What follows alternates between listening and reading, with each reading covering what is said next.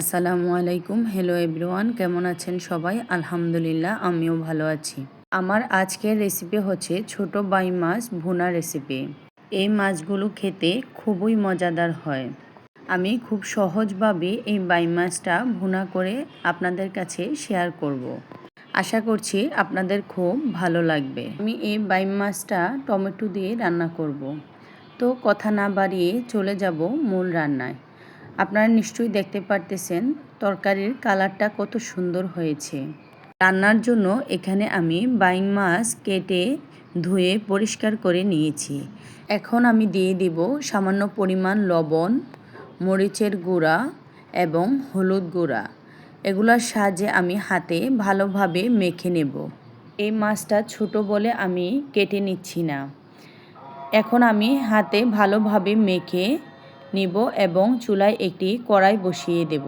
কড়াইটা যখন গরম হয়ে আসবে তখন আমি দিয়ে দেব রান্নার তেল। তেলটা গরম হয়ে আসলে আমি মাছগুলো দিয়ে দেব। মাছের এক পিঠ হয়ে গেলে আমি উল্টে আরেক পিঠ ভেজে নেব।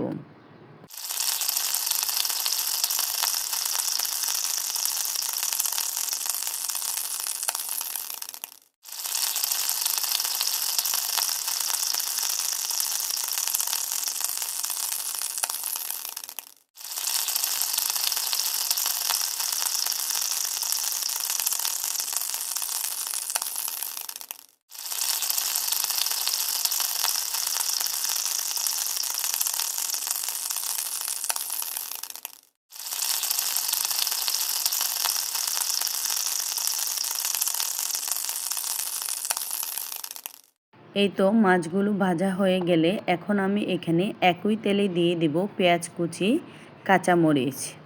পেঁয়াজ এবং কাঁচামরিচ একটু ভালোভাবে নেড়ে চেড়ে ভেজে নেব। তারপর দিয়ে দেব সামান্য পরিমাণ লবণ। আমার এখানে তেলের পরিমাণটা কম হওয়ায় আমি আরেকটু তেল দিয়ে দিয়েছি। এখন আমি দিয়ে দেব পেঁয়াজ বাটা 2 চামচ পরিমাণ, রসুন বাটা 2 চামচ পরিমাণ। পেঁয়াজ এবং রসুন একসাথে করে আবার একটু ভালোভাবে নেড়ে চেড়ে নেব। তারপর দিয়ে দেব 1 চামচ পরিমাণ লাল মরিচের গুঁড়া, দিয়ে দেব সামান্য পরিমাণ হলুদ গুঁড়া। এখন ভালোভাবে নেড়ে চেড়ে দিয়ে দেব টমেটো কুচি। এখানে আমি 2টি টমেটো ধুয়ে কেটে নিয়েছি। টমেটো দেওয়ার পর আবার একটু ভালোভাবে নেড়ে চেড়ে দিয়ে দেব গরম পানি। পানি দেওয়ার পর আবার একটু ভালোভাবে নেড়ে চেড়ে দিয়ে দেব আগে থেকে ভেজে রাখা মাছ। এখন আমি 15 থেকে 20 মিনিটের মতো রান্না করব এবং মাছগুলো ভালোভাবে নেড়ে চেড়ে দেব। এই তো আমার রান্না হয়ে আসছে। এখন দিয়ে দেব ধনিয়া পাতা কুচি। আল্লাহ হাফেজ।